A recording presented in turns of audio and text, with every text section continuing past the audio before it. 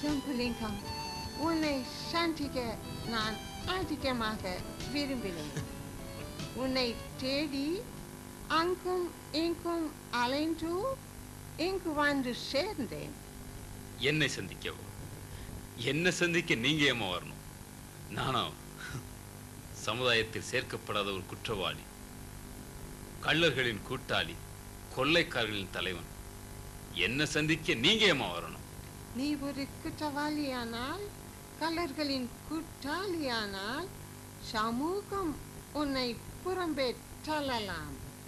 ஆனால் உன்னை உருவாக்கின ஆண்டவர் ஒருவர் இருக்கிறார். அவர் உன்னை ஒருபோதும் புறம்பே தள்ளவே மாட்டார். அவரண்டை நீ வரமாட்டாயா? அவர் உனக்காக காத்து கொண்டே இருக்கிறார்.